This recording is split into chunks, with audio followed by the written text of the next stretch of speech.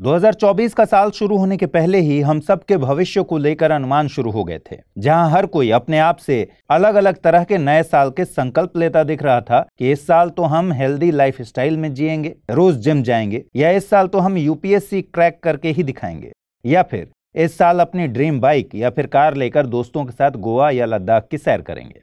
अब आप अपने नए साल के संकल्पों पर कितना खरा उतरते हैं, ये तो आपकी इच्छा शक्ति पर निर्भर करेगा। लेकिन अगर हम भारत की बात करें तो 2024 का साल उसके लिए भी काफी खास दिखाई दे रहा है। इस साल के शुरू होते ही भारत को लेकर तरह तरह की भविष्यवाणियां और मैनिफेस्टेशन किए जा रहे हैं। भारत के लिए 2024 का साल बेहद महत्वपूर्ण है, क्योंकि इसी साल के बीच में दुनिया के सबसे बड़े लोकतंत्र भारत के लिए जनता संघ चुनाव में अपनी नई सरकार चुनेगी। ऐसे में नए साल के कुछ संकल्प हमारे देश के भी हैं, जिन्हें पूरा करने का लक्ष्य हम सब मिलकर पूरा करेंगे। चलिए आज हम अपने इस वीडियो में 2024 के भारत से जुड़े कुछ प्रेडिक्शंस और संकल्पों को समझने की कोशिश करते हैं और अनुमान लगाते हैं कि इस साल का भारत कैसा होगा। साथ ही हम ये भी जानेंगे कि इस साल भारत के प्रगति पथ पर कौन कौन से नए मील के पत्थर उसका इंतजार कर रहे हैं। लेकिन आज का हमारा डिस्कशन शुरू करने के पहले आपको बता दें कि ये वीडियो आपके यूपीएससी मेंस जीएस पेपर 3 के भारतीय अर्थव्यवस्था और विज्ञान और प्रौद्योगिकी से संबंधित है।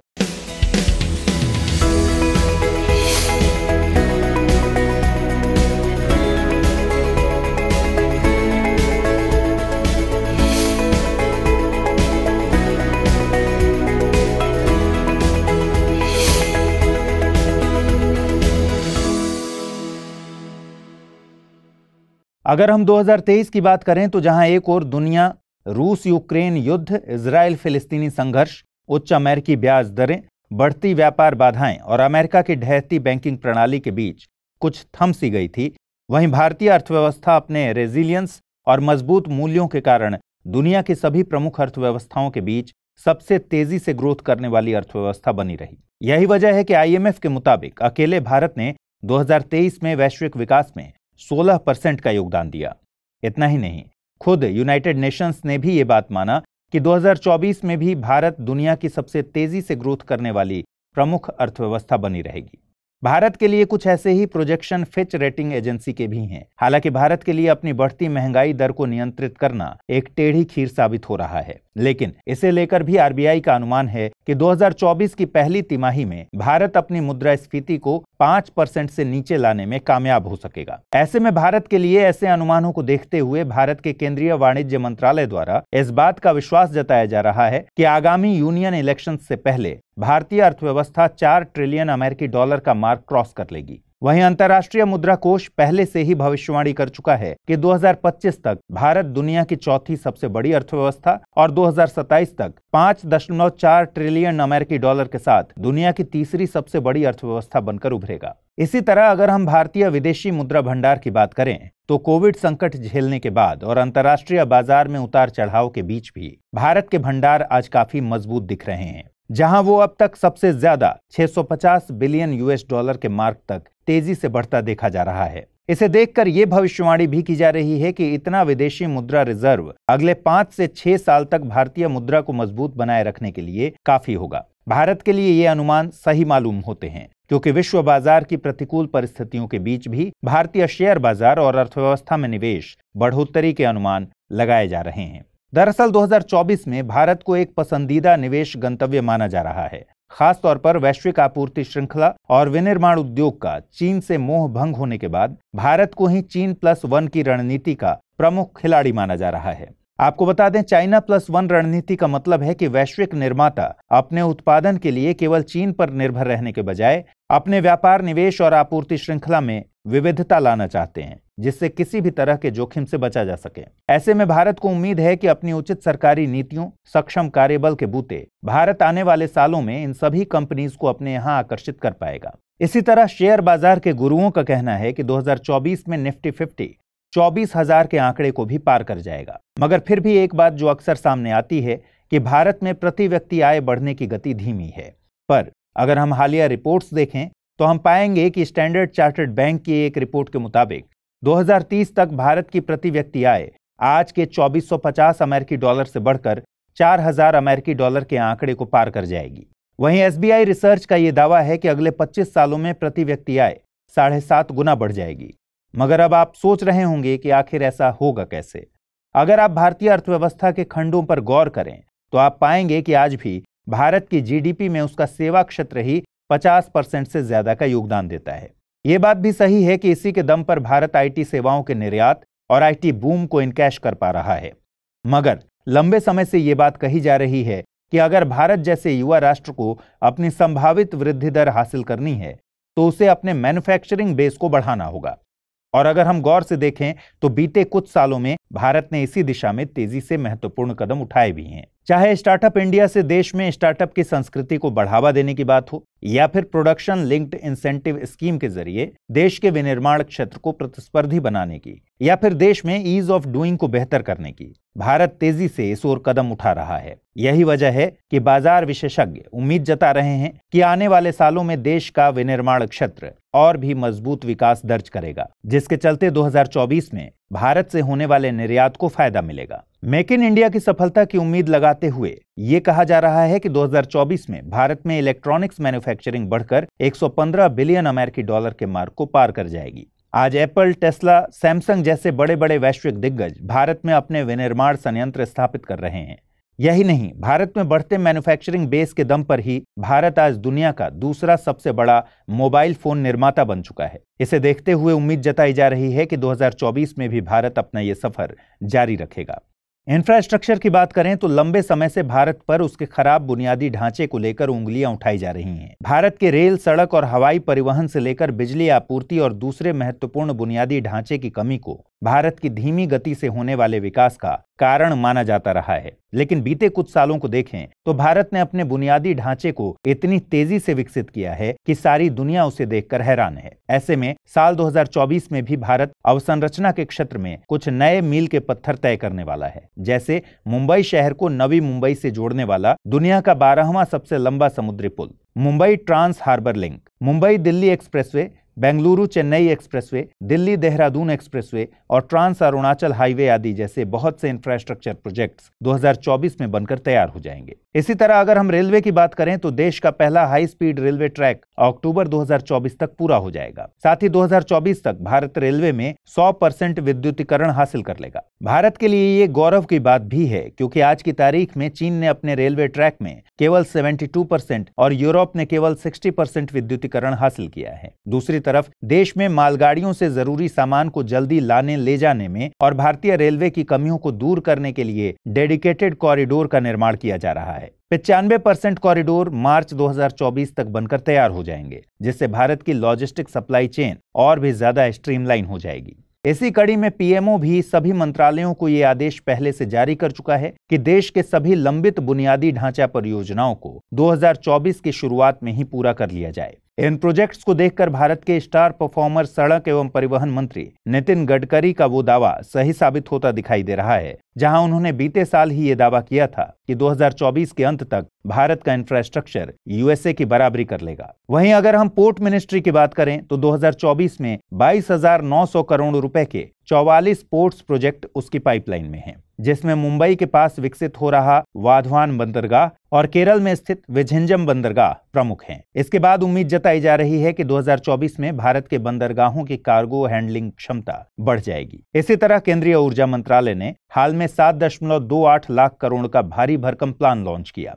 जहां उसकी योजना 2024 तक पूरे भारत को 24/7 बिजली आपूर्ति सुनिश्चित करने की है। वहीं क्रिसिल की रिपोर्ट को देखें तो 2024 से 2030 के बीच भारत अवसंरचना पर अपने खर्च को दोगुना करके 143 लाख करोड़ तक ले जाएगा। इसे देखकर आप इस बात का अंदाजा लगा सकते हैं कि आने वाले वक्त में भारत का ढांचागत विकास कितनी तेजी से होने वाला है। अब बात विज्ञान और प्रौद्योगिकी की करते हैं। इसमें कोई दो राय नहीं कि आने वाला समय पूरी तरह से उसकी मुट्ठी में होगा जो विज्ञान और प्रौद्योगिकी के क्षेत्र में सबसे आगे होगा। अगर हम 2023 को देखें तो भारत ने चंद्रयान 3 और आदित्य L1 के तौर पर स्पेस टेक्नोलॉजी में अपना डंका बजा दिया। वहीं सरकार भारत में डिजिटल बुनियादी ढांचे के विकास में तेजी लेकर आई और दुनिया में सबसे तेज 5G नेटवर्क रोल आउट किया। इस तरह भारत ने देश भर में डिजिटलाइजेशन सुनिश्चित कर लिया है। ऐसे में 2024 का साल भारत के लिए बेहद खास होगा। इसी तरह इसरो भी 2024 में गगनयान के तौर पर भारत का पहला मानव अंतरिक्ष मिशन लॉन्च करने वाला है। यही नहीं, भारत का निजी क्षेत्र भी अंतरिक्ष अनुसंधान के क्षेत्र में तेजी से आगे बढ़ रहा है।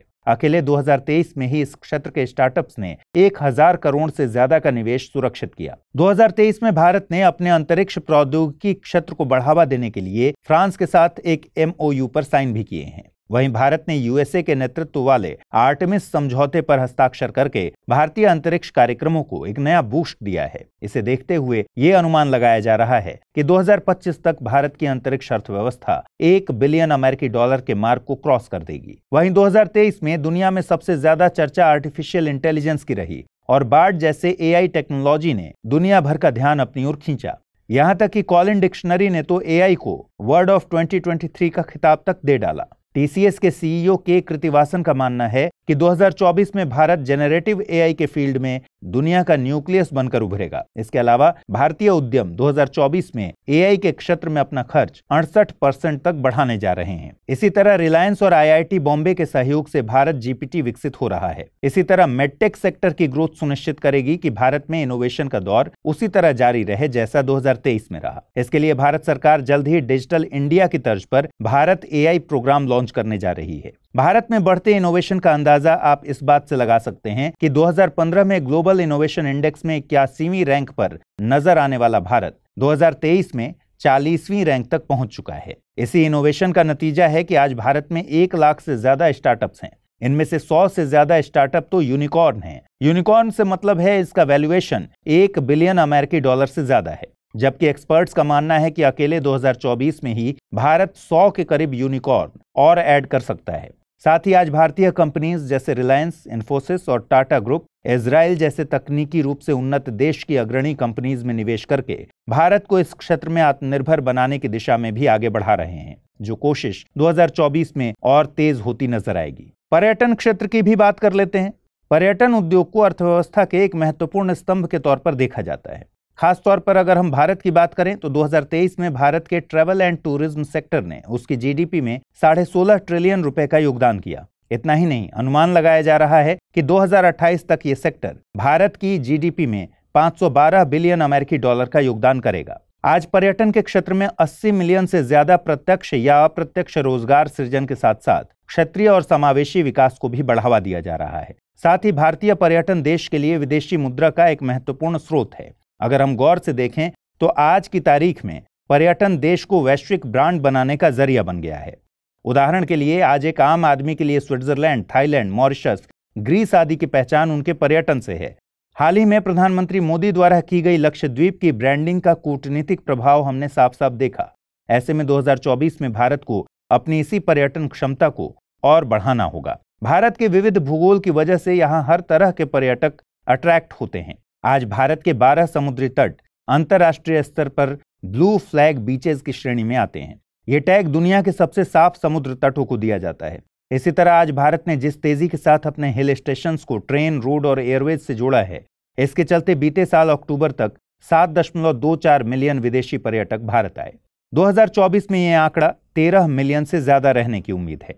उम्मीद जताई जा रही है कि 2024 में भारतीय पर्यटन पर 40% ज्यादा खर्च किया जाएगा। ऐसे में विदेशियों के साथ साथ भारत के आंतरिक पर्यटन को भी बढ़ावा मिलेगा। लेकिन 2024 में भारत का मकसद केवल अपने पर्यटन स्थलों को प्रमोट करना ही नहीं, बल्कि इनके जरिए अपनी सॉफ्ट डिप्लोमेसी को भी बढ़ावा देना होगा। आज भारत स्वदेश दर्शन योजना, बौद्ध सर्किट, 4 धाम रोड सर्किट, पर्वतमाला पहल के साथ साथ राम मंदिर, महाकाल कॉम्प्लेक्स, वाराणसी दक्षिण भारतीय मंदिर पर्यटन को सांस्कृतिक पर्यटन केंद्रों की तरह तैयार करने का काम हो रहा है। इसी से आने वाले समय में न केवल भारत में होने वाला पर्यटन और भी ज्यादा तेजी से बढ़ेगा, बल्कि इससे भारत की सांस्कृतिक पहचान और ब्रांड बिल्डिंग को भी एक नया पुश मिलेगा। इससे भारत को न केवल अपनी संस्कृति को आगे बढ़ाने का मौका मिलेगा, बल्कि सारी दुनिया में उसका प्रसार करने का भी मौका मिलेगा। हालांकि आज भी भारत ट्रैवल डेवलपमेंट इंडेक्स में 54वीं रैंक पर है, मगर आने वाले सालों में जैसे जैसे भारत का इंफ्रास्ट्रक्चर डेवलप होगा, वैसे वैसे उसका पर्यटन आकर्षण भी बढ़ता जाएगा। इसी तरह अगर हम मेडिकल टूरिज्म यानी विदेश से भारत आकर इलाज करवाने वाले विदेशियों के ट्रेंड को देखें, तो हम पाएंगे कि बीते 1 दशक में भारत ने $7.5 बिलियन कमाए हैं। ऐसा इसलिए क्योंकि आज भारत न केवल अपनी उन्नत चिकित्सा सुविधाओं और अनुसंधान प्रौद्योगिकी के बल पर डंका बजा रहा है, बल्कि आज भारत ये सभी सुविधाएं कम लागत पर उपलब्ध करवा रहा है। यही कारण है कि चेन्नई, पुणे और कोलकाता के साथ साथ केरल का आयुर्वेदिक उपचार दुनिया भर में प्रसिद्ध हो चुका है। इसके चलते बीते साल भारत में 14 लाख मेडिकल पर्यटक अपना इलाज करवाने के लिए भारत आए। साथ ही भारत तेजी से दुनिया भर में सबसे बड़ा मेडिकल टूरिज्म हब बनकर उभरा।